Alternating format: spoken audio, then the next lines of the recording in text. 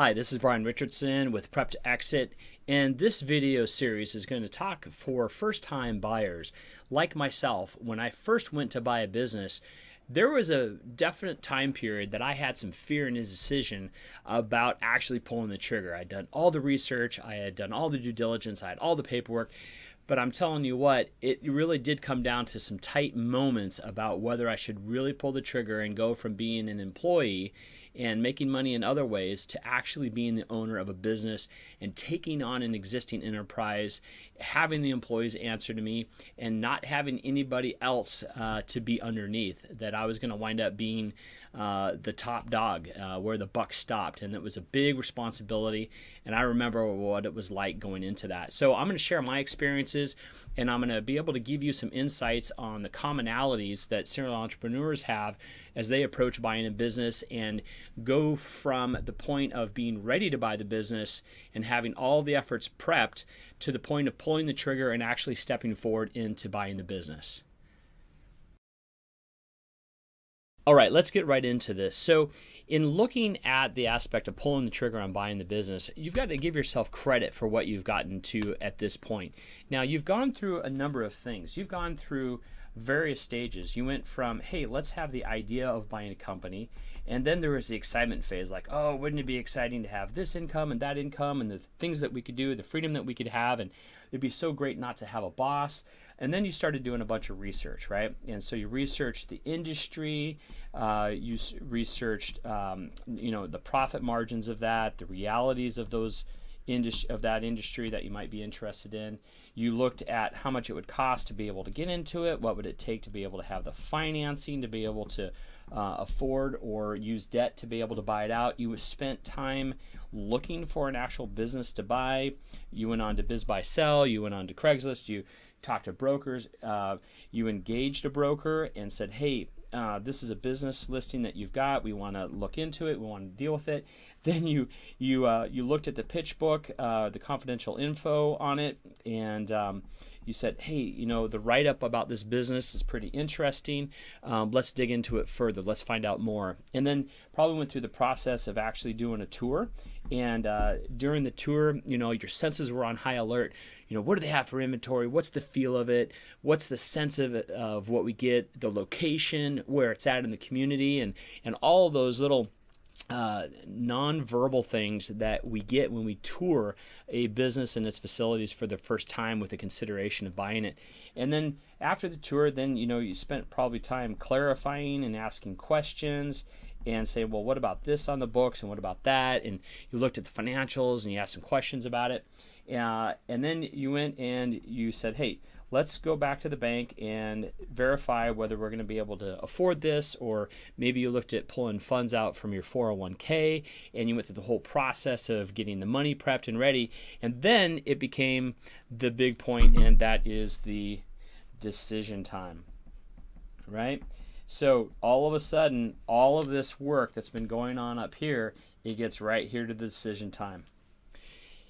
It is worth giving yourself the credit that you've invested not just a lot of time, but emotional energy getting to this point.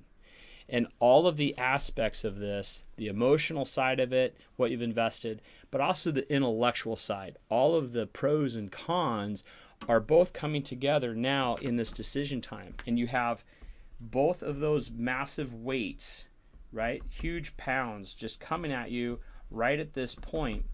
And it is very common for first-time buyers to get stuck right here and pause and hold up. So now I'm going to talk a little bit about the next steps of what to do about that.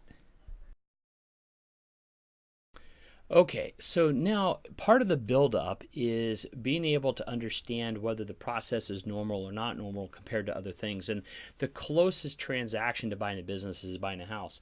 But in the buildup of buying a business, let me show you where it's really different and why some of the decision processing for me was really different because of the difference.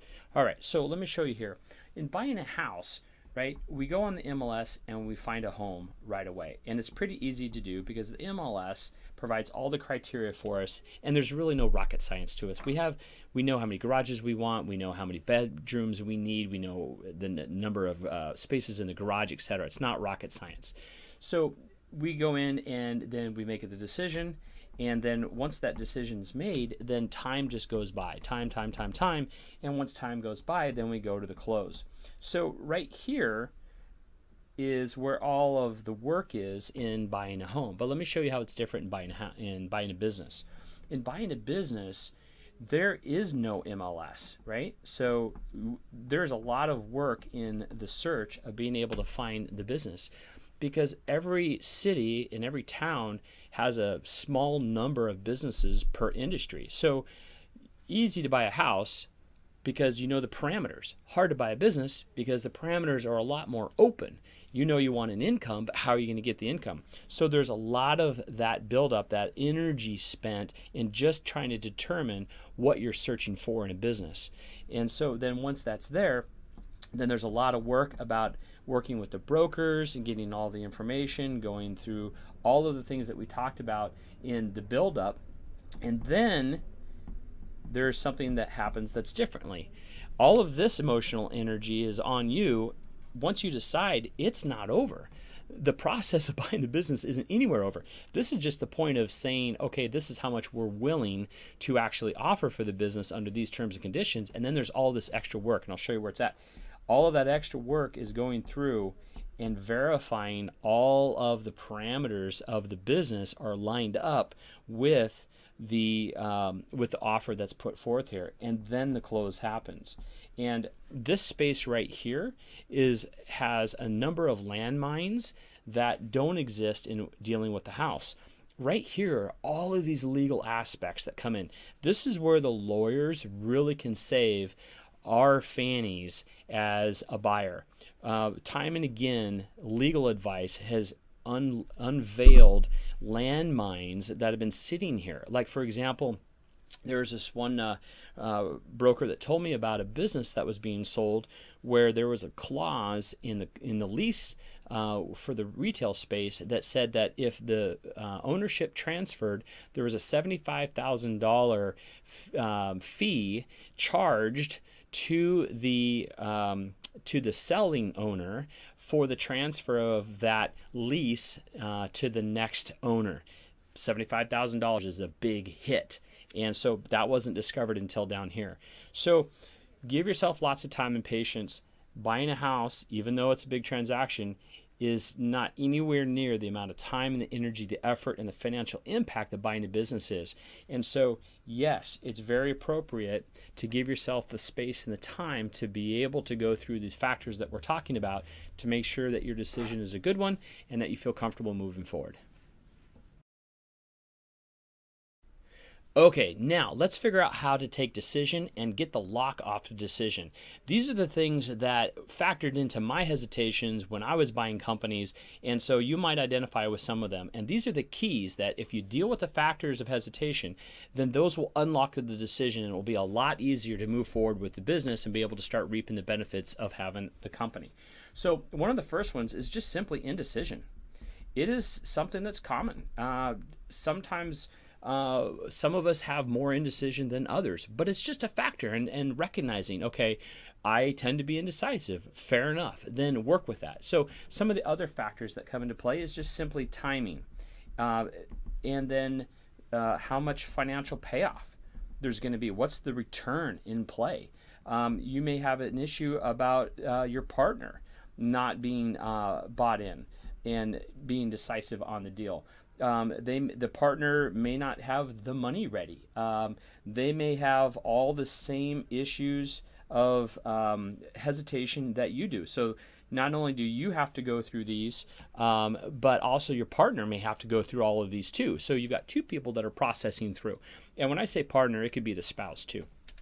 Okay, so and then the biggest one at the very end, even though it's written in small letters, it's actually the biggest one, is fear.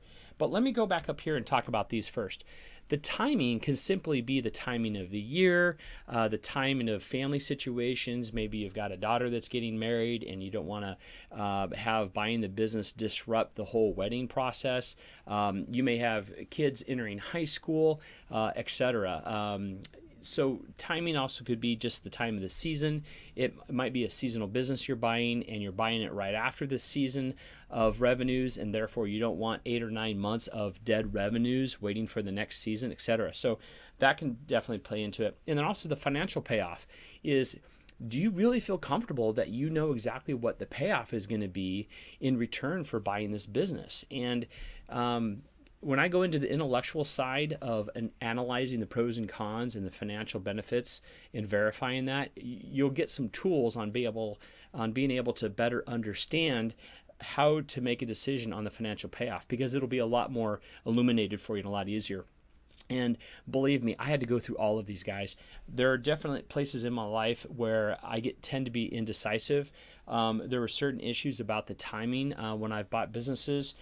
Definitely evaluating the financial payoff. Now, at the beginning, when I was buying businesses and starting businesses, I was really slow on being able to calculate this. But over time, I got much, much, much better and have figured out some tools that I'm going to give you that are going to help you figure out the financial payoff a lot quicker in the process than what I had gone through.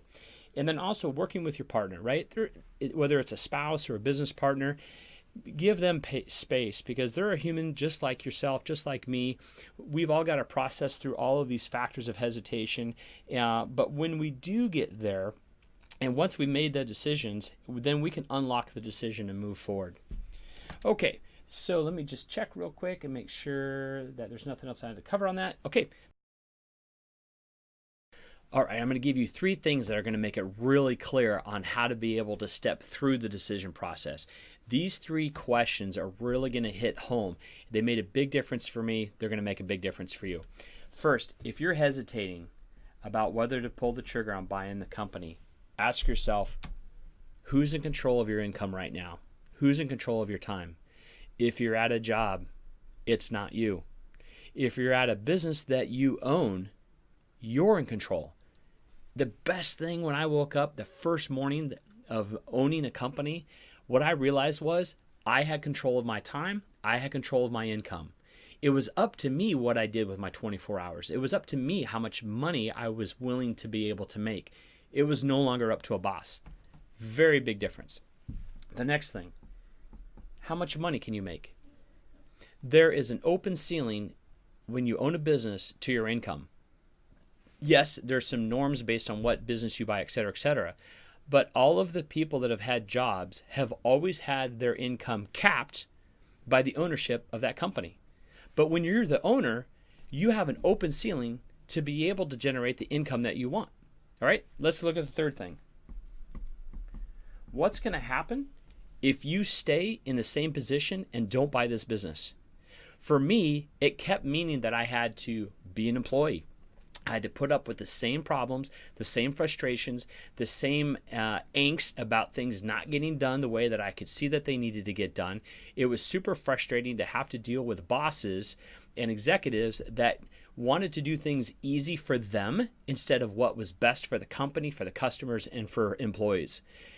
So if you keep the same environment that you've been working in, you'll get the same results. But if you change what you're doing and you become an owner, then all of a sudden the ceiling that used to be on top of you and keep you from being able to change your circumstances, all of a sudden you're going to be in control, and the ceiling opens up and allows you to be able to change your circumstances, not be stuck in the same rut, be able to have a chance to make more money, and to be in control of all of this. Buying a business is worth dealing with those 3 factors. Okay, now we're going to talk about the method of decision, and I'm going to cover one section, and then I'm going to cover 3 different matrices to be able to go into that process. Okay, so the first thing is looking at the pros and the cons. And when you're looking at the pros and the cons, what are some of the big key things you need to look at? One is look at the financial aspect. Pros and cons of what you're making now versus what you're going to make then. Think about the cost of the money to be able to get into it and how many years it's going to take to be able to pay it back. And remember, it's not about being able to make money in year 1 or year 2. It's about how much money you're going to be making in year 5, year 8, year 10. That's where your income is going to really be different owning a business than staying in a job that has a ceiling and has a flat future to your income potential. Okay, so now let's look at the lifestyle.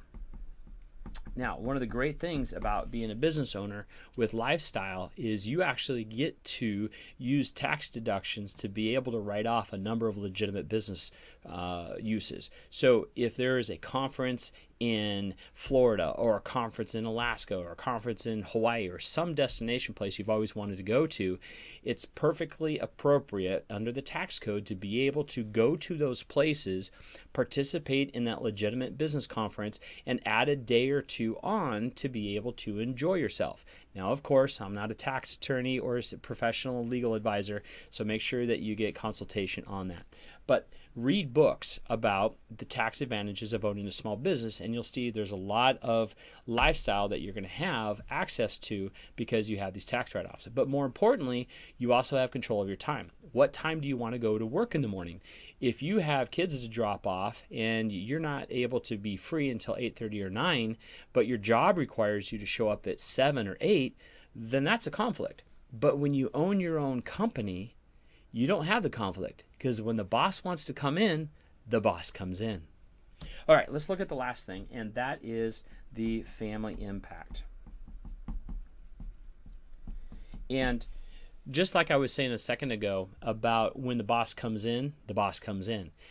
If you need to take time off to be with your family, whether it's certain times of the day, certain days of the week, or take a 3 or 4 day kind of staycation to be with your kids, or to always be there in the afternoons for your daughter's recitals, you'll have the ability to be there for your family and spend the time with them that a 40, 60, 80 hour a week job will never be able to do.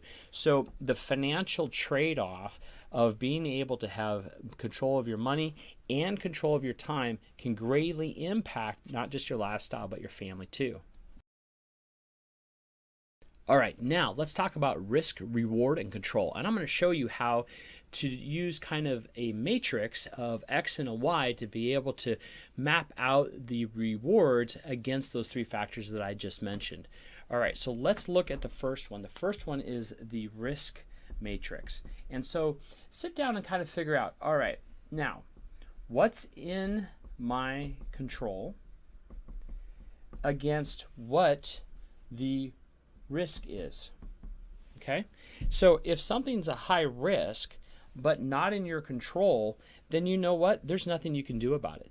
But if there's something that's low risk and that's in your control, then hey, that's great, then you can take advantage of that. So we want to stay away from A situations, we want to be in B situations. If there's something that's kind of in between, then you know what, okay, we got to balance it. So when you're looking at pulling the trigger on buying the business, this is a great graph to be able to understand how much you're going to be able to influence the outcome of the business. If you're going to be able to have a lot of control of a situation and there's very little risk involved with that situation, then go for it.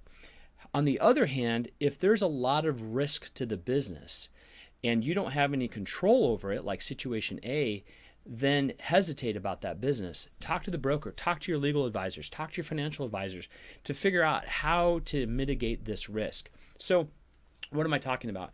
It could be that there is a single source manufacturer that provides all of the products that this business is based on. You can't control that manufacturer, and it's an open source product, so you have no control over it whatsoever. That's a situation A.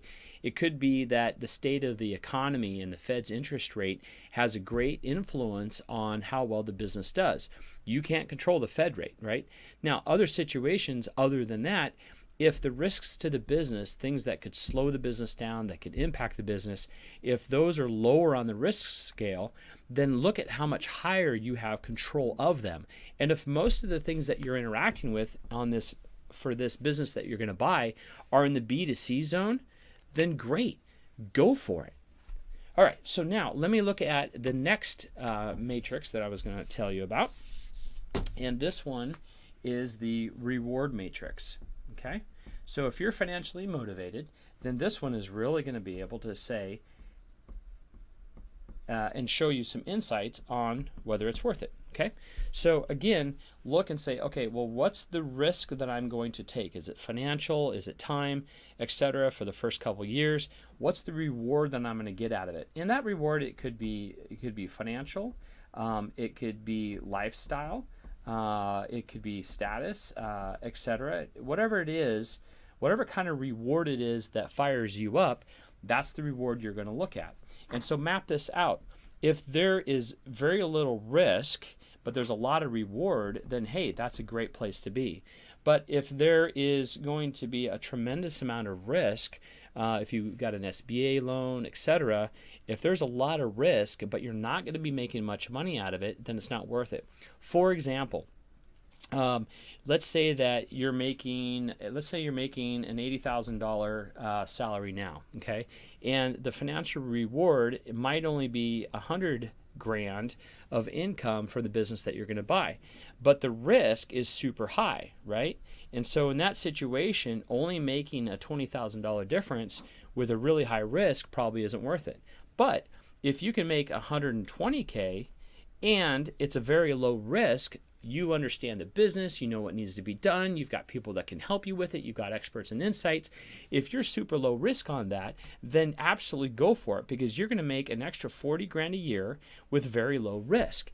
And after years 4, 5, 6, 7, 8, 9, 10, then the financial reward on that is going to be huge. Okay, so now let's look at the third matrix that will be able to help you make a decision, and that is the control. Okay? And this one is very, very helpful for me, because I want to know how much am I in control of the situation and how much value am I going to get out of it. And this is kind of a combination of the other two. So if I'm in more control, then I'm going to be up higher on this scale. The more rewards I get for the effort of this business, then the greater it's going to be. And of course, I want a situation where I have a lot of influence on the business to be able to create the rewards that I want out of the business. So if I'm really high in the control area and there's a lot of value to get the kind of rewards I want, then the situation is an A, and that's exactly what I want.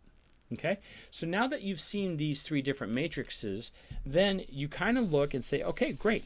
Is this business going to give me, oops, sorry, I kind of combined things there. Ignore that. All right, is it going to give me control? Is it going to have a reward factor that I'm desiring? Is it going to be a medium to low risk dynamic? The key about risk is you got to reduce risk by bringing in the resources necessary, and I'm going to cover that in the next video. So take the time to score all of these out, and if the information says, hey, it's within your control, it's going to give you the rewards you want, the risks are understood and you can mitigate them, then by all means move forward, because you know what the horizon is. It's going to be worth it. All right, let's talk about the topic of fear. This is common to everybody. Some of us have more fear than others. Some of us are triggered into fear by different triggers than other people are. So it's perfectly fine if you've got fear about deciding to go ahead and buy the business. Not a problem. Let me show you a couple things that I use to be able to deal with the fear and then move forward. So one of the first things is recognizing, am I being afraid of the unknown? What is it I don't know about the situation that's causing this fear? And so once I recognize, oh, I don't know X, Y, or Z, then I go get information so that it's a known factor. So if I didn't know about leasing arrangements in commercial buildings, or didn't know about SBA loans, and I was afraid about going into debt with an SBA because I heard this or I heard that, then I spend the time and I go research on that. And I've done this type of, from fear of the unknown to getting educated and having it known, I've done that repetitively. I cannot tell you how many times I've done this to be able to deal with this issue. So now the information that I have is what I'm giving you, is I'm saying, hey, recognize if you're being afraid of the unknown and go find the information necessary from the experts that you need to be able to know what it is you didn't know. All right, now the next one is this one, and this is a really big deal. This is so unique to every single one of us that it's worth the time to slow down and let yourself process, is there some aspect about potentially failing that I'm really hesitant about? If I start the business, if I buy it, and then I fail, what's it mean? What's it going to imply? And you know what? Personal growth is always going to be part of the human journey. It is better to go through your human journey as a business owner than it is as an employee. Either way, you're going to have a journey. You might as well go through the journey as a business owner where you have access to your own income, you have access to control your time, you have a chance to get all the rewards and the lifestyle and the aspects of life that you want. So go through the journey that has the biggest payoff and deal with whatever issues you have about failure and be able to find the resources necessary to be able to help you deal with this issue. Okay, well, what's it going to take to be able to have the resources necessary to avoid failure? Use their expertise. Pay the money to be able to have the access to the experts. And I will tell you time and time again, I've had to learn the process of how to identify whether someone is really an expert. And the better I got at identifying experts and screening out the crap, the quicker I was able to get to answers about dealing with situations to make sure that I wouldn't fail. For example, I'll tell you a secret about how I learned accounting. I didn't go to college. I didn't take any college courses. I learned accounting because I found a CPA who talked normally and talked in a way that I actually understood accounting information. So I told Darcy, I said, look, I'll pay you for 10 hours of your time if you'll sit down with me and explain to me everything about accounting that I want to know in a way that makes sense to me. And I get to interrupt you, I get to ask the questions, and you'll provide the information based on what it is that I want to know about. That was the best 10 hours I've ever spent, and I still to this day make accounting decisions based on the information that Darcy taught me more than 10 years ago. I had a clear fear of failing with my business that I was buying because of the accounting information that I didn't know. And I thought, man, I could really fail here. So I went and I found the resource, an expert CPA, and used them to be able to deal with the information. And then I made sure that I wasn't going to fail. I had her in my back pocket, and I've done this process time and time again of making sure I have experts to help me avoid the failures. Okay, let me show you a little bit of a graph that might intellectually make sense about how to be able to deal with this fear factor and how to reduce it. So as fear increases, okay, then the number of resources that are necessary goes up. And that is your safety net, okay? This is your safety net right here, is that your number of resources is your safety net to deal with any issues of fear. And remember, we said the unknown and we said failure, okay? So as the fear goes up, you need to add more and more resources so your safety net can deal with those issues. All right, so I talked about the safety net, but what is the safety net? Who are these resources that I'm talking about? Let me get right to that and show you what the long list is of resources. And I'm going to run out of space on this page. And these are all resources that either I have personally used or I've had other business owners use them and tell me and confirm their functionality and the usefulness of them. So who's going to be in your corner? Now remember, these are people that are going to want to make sure that either you can pay your bills or you're going to be able to fulfill your commitments, whatever those commitments might be, which will make sense in a minute. Okay, so first off there is a great organization called the Small Business Development Center. These are all across the country in most size communities. if not a village, not a small town, but probably I think around 25,000 people, maybe 50,000 people or more, there tends to be one of these small business development centers. Great location for lots of entrepreneurial information. Okay. The other one is the Chamber of Commerce. Now, you're thinking, well, wait a minute, that's just a networking gig. Hang on a second. The Chamber of Commerce is filled with other business owners who are trying to be great at what they're doing. Now, yes, there may be a lot of networking going on, but that also means that they're aggressive about doing great within their business, which, if they're the kind of expert that you need to help you, they're going to be very motivated to work with you. And I'll just tell you, it doesn't matter whether you come from an educated background or not. I don't care if you're like me, who used to clean 26 bathrooms a day as a janitor.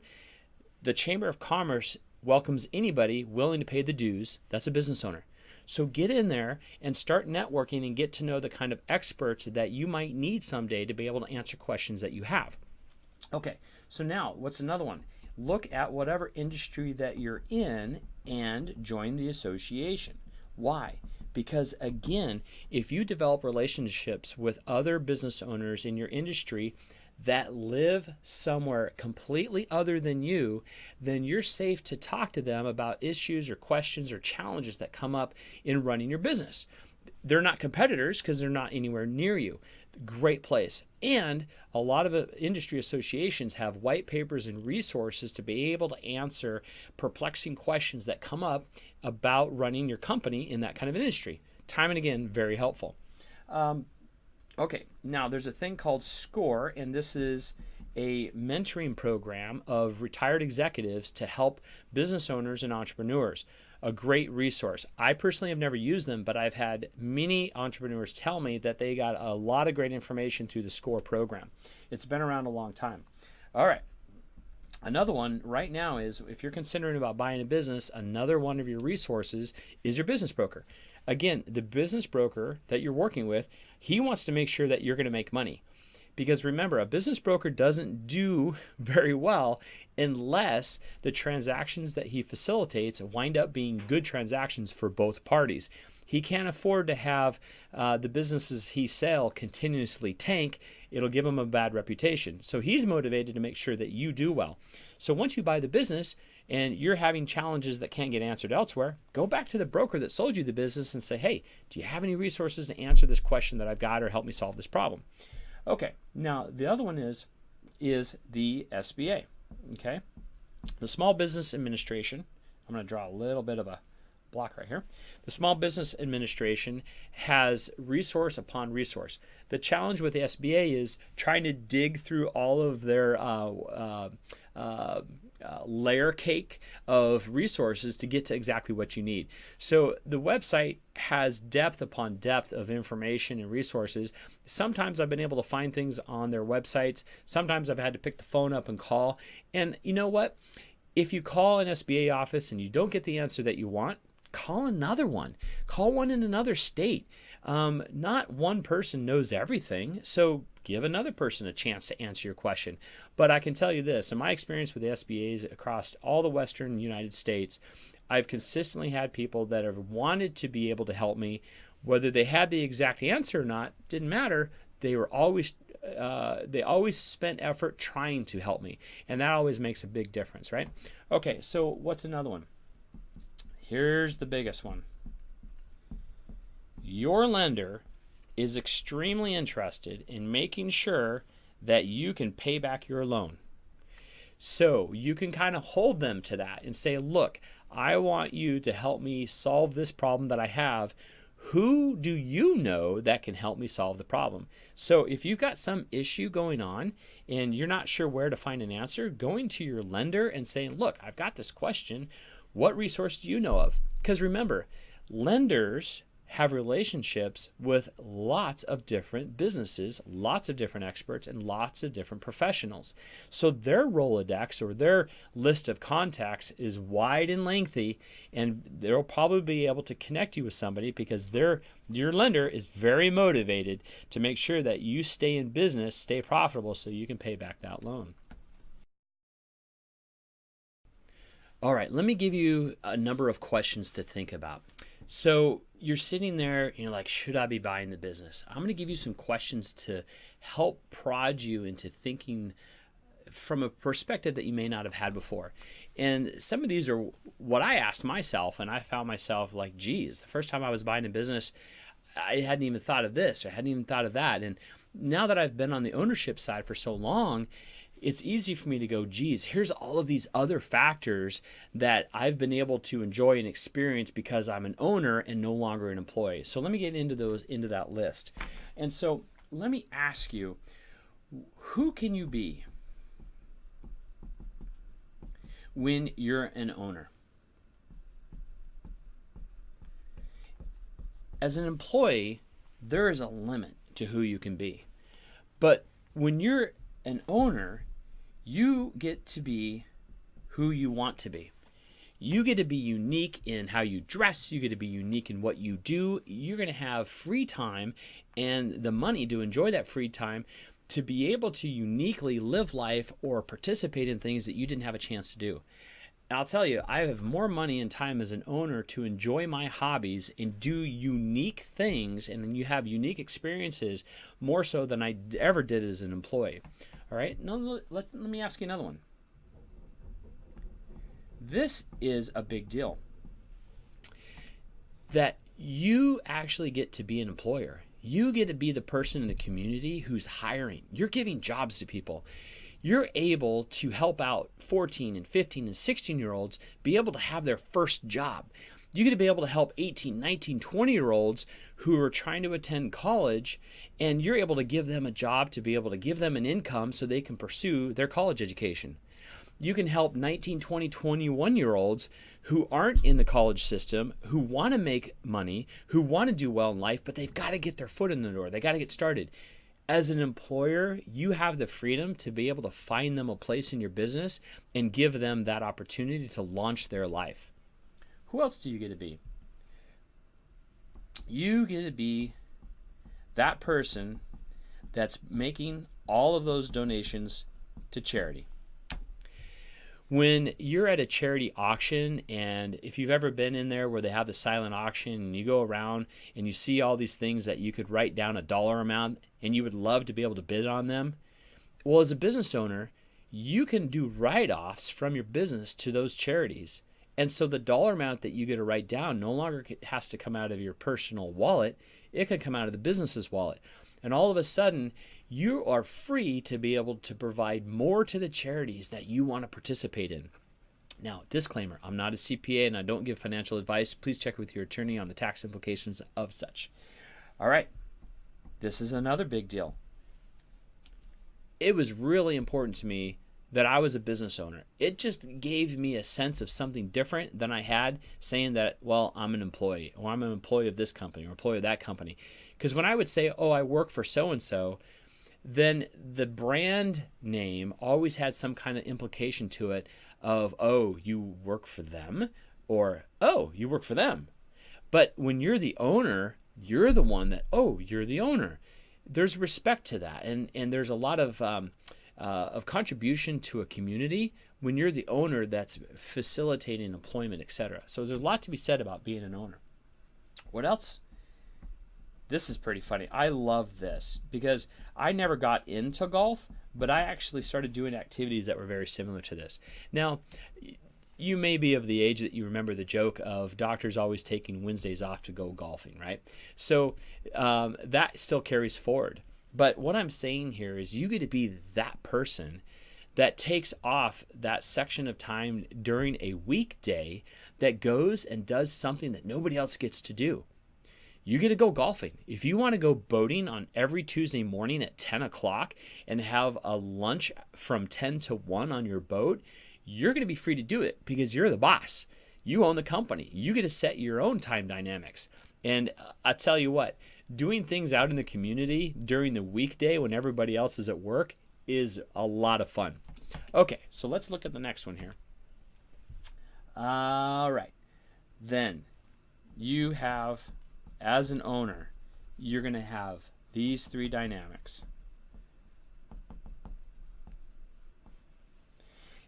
I I can't tell you how much it makes a difference to have not just time, but to have the freedom to exercise the time and the money to have the options to do the things that you want to do.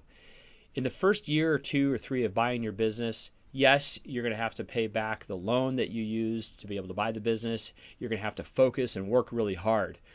But the big impact of owning a company starts showing up in year 2, year 3, when your income starts exceeding what you used to make as an employee. And for me, when my income accelerated past that point and I was able to start enjoying all of these 3, life became completely different. Years 4, 5, 6, 7, 8 as an owner, where your income has been exceeding now for several years what you used to have as an employee, the amount of time and the money that you have to have the options to enjoy life, to spend time with friends, family, experiences, it far outweighs and exceeds what it used to be like as an employee. All right, I know in that last segment I talked a lot about being an owner that's transitioning from being an employee to being an owner. So I'm going to talk a little bit more this time about being a owner that is buying another company or an owner that's transitioning to a different company. And I've done this too. So in owning a company, buying another company, do you add on? What do you do? And let me ask these 4 questions, because these 4 questions play into the decision process no matter what situation you're coming from, whether you're transitioning from being an employee or whether you're an existing owner buying another company. And that goes to these 4 symbols that I've written down here. Let me ask you, which one will you have more control over? Are you going to have better control of the things that you want in life by bringing in and buying the company?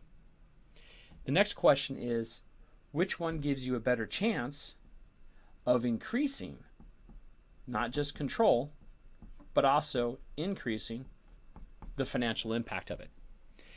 And go through that question and say, you know what, this is what it's going to do.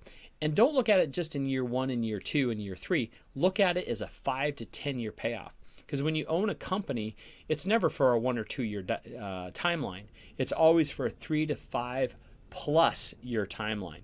The benefits is once you've got the momentum of the company after year 2 or 3, then you start getting the value of all of these questions being answered. Okay? Then what is it that's going to give you the greatest return? After those couple years of you establishing momentum with your company, as you buy this new company, what's going to give you the greatest return? Staying where you're at or bringing this one in? Because remember, in buying a company, it's not the first year or 2 that's the big challenge. Don't let yourself get caught up on the size of the issue that's right in front of you. I had that. The first time I bought a company, the fear factor and all these unknowns was really, really, really big.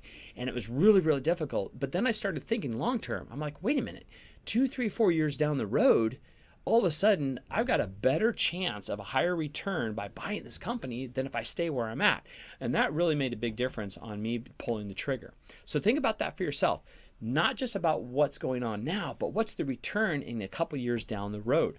And think about that. And also, what's going to provide the most for your family? Okay? And in your family, it might just be you. It might just be you and a girlfriend or a boyfriend. It might just be you and a spouse. You may or may not have kids. But either way you go, which one is going to provide you the best opportunity to have the family dynamic that you want? And I will tell you, as an owner, being able to run a company and controlling my time, having a greater access to a higher revenue has always given better options for the family and the lifestyle. We don't get stuck in houses. We don't get stuck in communities. We don't get stuck because you have the time and the money to get out of those situations. I'm going through a situation right now where there is an office dynamic that I'm not real happy about. And so I'm relocating offices to be able to be in an office dynamic that I am going to be happy about. Why can I do that? Because I own my own company. Because I'm the one paying rent on the office space. So I have a choice and the freedom to be able to switch where I do business at. That's the same kind of option that you're going to have as you look at all of these dynamics. think about years 2, 3, and 4 of what you want as a result in these 4 areas by pulling the trigger and buying the business that you're considering. All right, so now through this whole video series, hopefully I've been able to share with you my experience as a serial entrepreneur, what it was like when I first bought my business, and the fact is that you're not alone. You are just like me. You are facing situations right in front of you about whether you should or shouldn't buy this business. Now, you're unique. You have certain situations that are unique to your dynamic, but you know what? We're all human, and we've got to go through this process. And I will assuredly hope that I've gotten through one thing to you, and that's this: that if you stay on this side of the fence, then you know what's already there. And for some reason, you're motivated to get to this side of the fence. In order to get to this side of the fence, I hope that today I've been able to give you enough information to minimize and show you what the bridge looks like to get from point A to point B, and to be able to cross over this bridge so that you're no longer in the same situation, but you're over here where you have a much higher chance to be able to get all the things that you're motivated to get: financial resources, time, lifestyle, family dynamics. I hope I've shown you how to get through the wall, build a bridge, and enjoy the aspects of business ownership on this side of the fence.